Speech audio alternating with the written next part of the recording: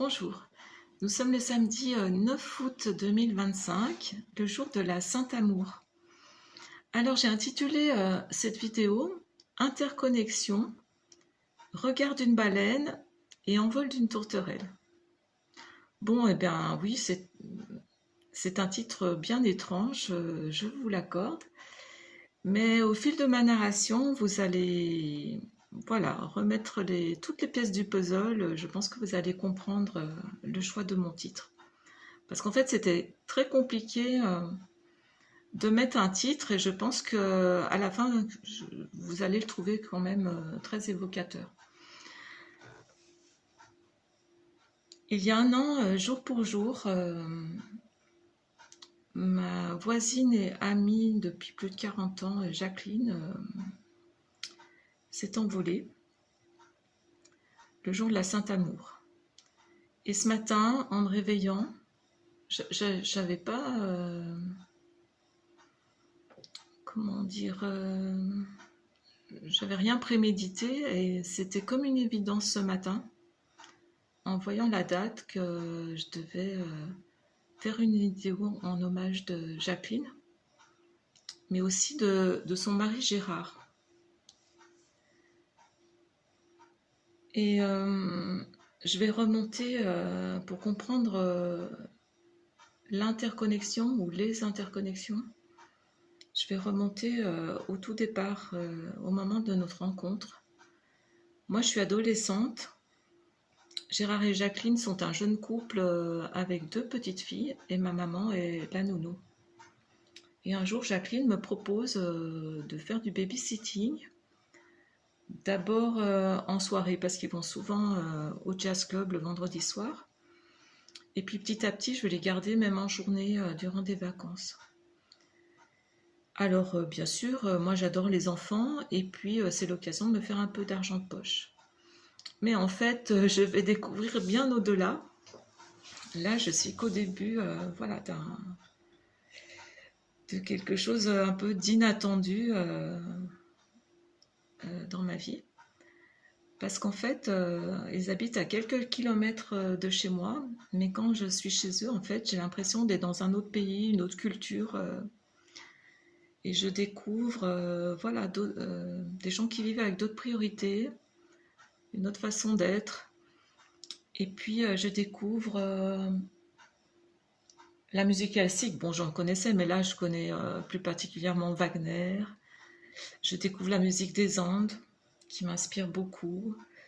Et puis des livres de spiritualité, de philosophie, de géopolitique, des œuvres d'art. Voilà, donc une ouverture vraiment magnifique à l'âge que j'ai. C'est vraiment, déjà là, je leur dois une ouverture magnifique. Et donc, plus tard, bien des années plus tard, je vais devenir moi aussi maman. Et on va construire notre maison non loin de chez eux. Donc nous serons voisins et amis. Et Gérard a été le plombier de notre maison. Alors ce matin, j'ai fait un peu la rétrospective de tout ce qu'on a partagé, mais c'est vraiment dense. Et je voulais vraiment... j'ai pris quelques notes pour aller vraiment à l'essentiel de ce que je voulais vous partager. Et donc, je vais d'abord vous parler de Gérard et de Jacqueline séparément, parce que c'est 2 personnalités vraiment très fortes, mais qui m'ont apporté des choses totalement différentes. C'est pourquoi je vais les évoquer d'abord séparément. Donc je commence par Gérard. Alors Gérard, comment je l'ai rencontré, c'est une très très forte personnalité, très impliqué politiquement, avec un caractère très fort, un peu impressionnant parce que quand il a été jeune, donc il a été victime d'un accident de la route. Je ne sais pas si c'était dans le cadre d'un rallye ou quelque chose comme ça. Je pense qu'il était très tête brûlée. Et donc, il a eu un grave accident et je pense qu'il a été très pané. Du coup, il avait un visage, des fois, qui était un peu impressionnant, du fait un peu des séquelles de cet accident. Mais toujours est-il que enfin, je trouvais ces conversations très, très intéressantes. Et il nous arrivait, après, quand ils rentraient de leur soirée de jazz, qu'on continue à discuter tard le soir avant que je rentre, même si j'avais cours le lendemain matin, mais vraiment, c'était passionnant pour moi. Et donc Gérard, au bout d'un certain nombre d'années, malheureusement, il a eu des problèmes neurologiques dans des suites de son accident. Et donc, peu à peu, il a perdu ses fonctions. Voilà, il a dû arrêter son travail, arrêter la conduite. Et Jacqueline, qui avait pris une retraite anticipée de mère de 3 enfants, puisqu'elle avait une troisième fille entre-temps, en fait, a dû reprendre une activité et comme elle devait quand même faire pas mal de kilomètres et s'éloigner de la maison, elle avait mis en place tout un service d'aide à domicile. Et Gérard, il avait une force de vie incroyable en fait. Et on le voyait, il ne pouvait plus conduire, mais on le voyait avec son grand chapeau noir, parce que là c'était aussi un personnage dans le village. Et il allait à des cours, il me semble, d'histoire de l'art à Chambéry, je crois à l'université. Enfin, voilà, il avait l'énergie d'aller de l'avant, d'apprendre des nouvelles choses. Et malheureusement, eh bien, les problèmes, tout s'est aggravé et il a terminé en fauteuil roulant.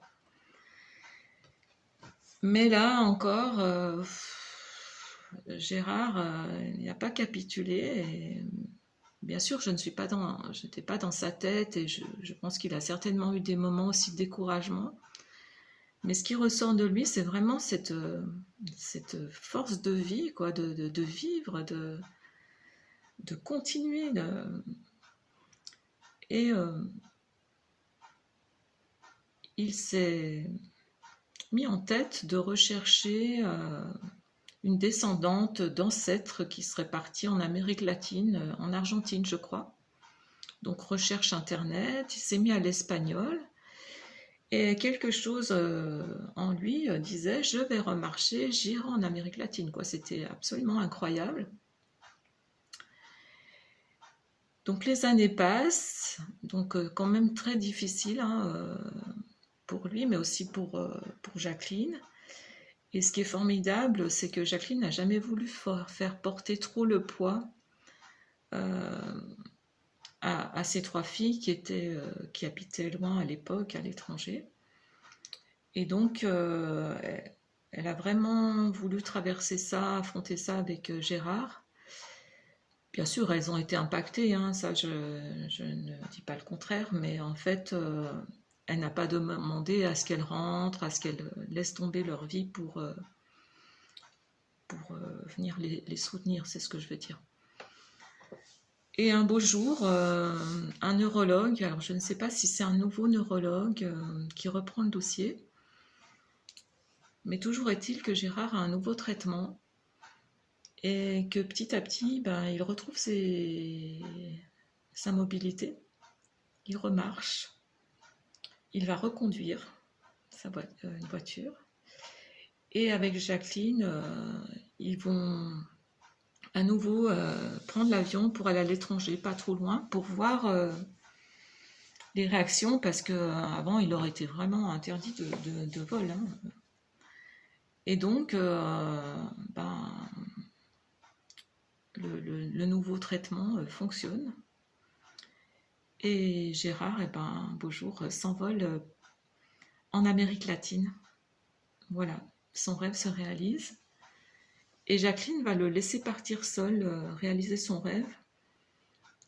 Et après tout ce qu'il avait vécu, elle me disait finalement, qu'est-ce qui peut lui arriver de pire? Pour lui, c'est tellement une renaissance qu'il faut qu'il la vive pleinement, entièrement, seul. Et il est parti en routard en Amérique latine. Et il nous en a parlé, mais à chaque fois qu'on le voyait, c'était tellement un rêve accompli. Il y est retourné plusieurs fois, d'ailleurs. Et pour vous dire, je crois qu'il avait, la première fois, il avait autour de 60 ans, je crois 63 ans. Et même quelques années plus tard, son rêve, c'était de passer le Cap Horn. Il a cherché sur Internet, il a trouvé un équipage et il a passé le Cap Horn. Donc voilà, je voulais vous relater tout ça parce que c'est cette force de vie qui je trouve inspirante. Je trouve que c'est vraiment un exemple inspirant du champ des possibles. Et ça ne s'arrête pas là, parce que il va faire une expérience dans une communauté amérindienne. Je pense pas que c'était son premier voyage, mais peut-être au deuxième.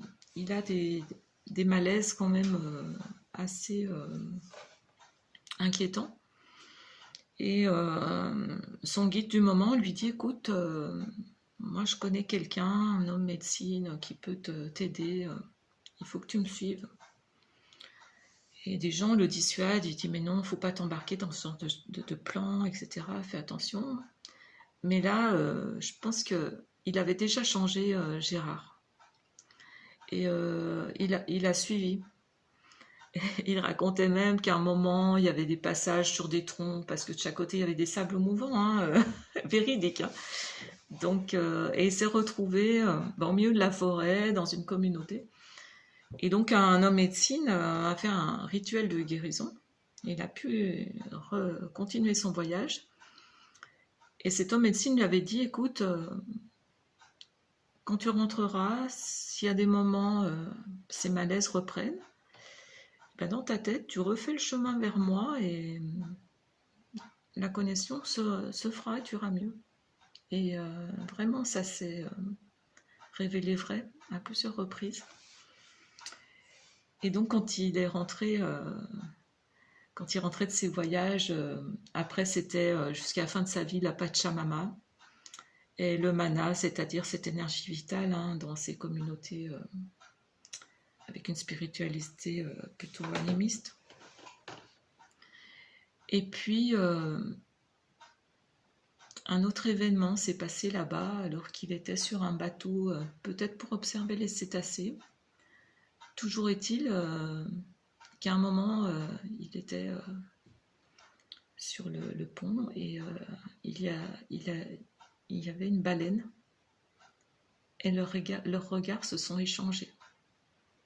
Et là, il a senti une connexion hyper puissante. Et il nous reparlait de cette baleine, mais comme vraiment quelqu'un qu'il allait revoir. Il était sûr pratiquement qu'il allait la revoir un jour. Et voilà, moi c'est ce que je partageais beaucoup avec lui, puisque moi ça fait très longtemps que je m'intéresse au peuple premier, à cette connexion à la nature, et plus particulièrement chez les peuples d'Amérique latine. Malheureusement, je ne suis jamais encore allée, mais j'ai eu l'occasion en France de rencontrer hommes et femmes médecine d'Amérique latine et de partager des rituels avec ces gens-là. Donc, avec Gérard, vraiment, on partageait ça. Et il a beaucoup partagé, fait des conférences avec des diaporamas. Il a créé un petit livre avec ses photos et ses textes. Il a beaucoup partagé. Et il ne se lassait pas, en fait, de raconter ses voyages. Et quand on lui disait « Gérard, ça va ?» Il disait « muy bien, muy bien ». Alors on rigolait, parce que chaque fois qu'on posait, on disait « muy bien, muy bien ». Voilà pour Gérard. Et Jacqueline, c'est tout autre chose. C'est peu à peu, c'est devenu, comment dire, comme une relation avec une sœur aînée, parce on avait une dizaine d'années d'écart, mais au fil des années, en fait, euh, je trouve que l'écart d'âge s'estompe, s'efface. Et on avait vraiment, je pense, cette relation comme un peu des sœurs. En tout cas, c'est ce que je chantais, c'était vraiment l'affection comme une sœur aînée, hein, de mon côté. Je ne sais pas comment elle le vivait, elle. Et voilà, Jacqueline, c'était une femme vraiment très, très investie dans la société, dans des actions souvent solidaires, humaines, et puis franchement, elle y mettait une belle énergie, une très, très belle énergie. Et puis, elle était capable, voilà, de partir chez les aborigènes parce que sa fille vivait en Australie, aller plonger avec les dauphins, aussi bien que de faire des confitures de mamine pour ses petits-enfants, ou faire de la soupe au café associatif, ou des repas partagés avec les voisins. Enfin voilà, c'était le cœur sur la main. Et c'était très beau, voilà, de-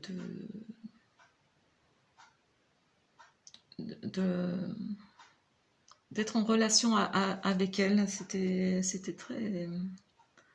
une énergie de femme au grand cœur. Voilà, je ne trouve pas d'autres mots. Donc nous avons beaucoup partagé, on avait beaucoup de valeurs en commun, de solidarité, aussi de respect de la liberté. Et nous avions aussi beaucoup d'échanges au niveau spirituel, que ce soit à travers des conférences, des conversations, des échanges de livres, et puis aussi beaucoup d'échanges de troc voilà, de fruits ou d'autres, d'arbres fruitiers, de savoir-faire. Enfin, c'était oui, comme une sœur aînée pour moi, un modèle de femme, euh, aussi bien très présente pour sa famille, un vrai soutien, un vrai pilier, et aussi pour la communauté. Je pense qu'elle a été comme une maman pour beaucoup de gens. Et donc je reviens à Gérard, qui donc il y a 2 ou 3 ans a fait un premier AVC, d'où il s'est sorti encore, mais d'une façon incroyable, à force d'énergie. Et un deuxième AVC où là le diagnostic était vraiment de fin de vie. Et donc Jacqueline a tout fait pour qu'il rentre à la maison avec les soins de fin de vie. Et là, toute la famille, les voisins, les amis ont pu venir lui dire au revoir, chacun à sa façon. C'était vraiment très intense, très puissant. Je pense que c'était très beau pour lui, même si difficile. Et moi, j'ai gardé depuis quelques années une prière amérindienne que j'aimerais qu'on lise peut-être pour mon départ. Et je me disais que pour Gérard, ce serait peut-être quelque chose d'apaisant. Donc je l'ai lu à Jacqueline et je lui ai demandé est-ce que tu es d'accord pour que je vienne le lire au chevet de Gérard. Elle m'a dit mais bien sûr. Donc voilà, il était pratiquement dans le coma, mais on sentait qu'il nous regardait. Et donc je lui ai lu cette prière amérindienne. Je vous en lirai un extrait à la fin de la vidéo. Et c'était un moment très fort. Et elle m'a demandé aussi de le lire le jour de ses obsèques.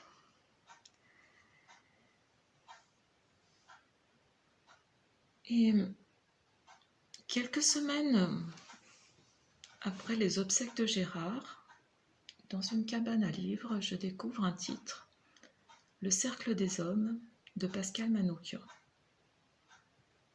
Je lis la 4e de couverture et je me dis, ça, c'est un signe de Gérard, il faut que je le lise. Alors c'est un roman vraiment décoiffant. Alors imaginez un homme d'affaires, business du bois, qui survole la forêt amazonienne, et là, un accident assez étrange arrive et il s'écrase au milieu de la forêt. Et il en réchappe et se retrouve face à des Indiens complètement isolés. Et là, c'est le choc, mais vraiment de deux mondes aux antipodes. Et c'est même quelquefois franchement effrayant. Enfin, je trouve que la narration est magnifique, très très bien menée, quoi.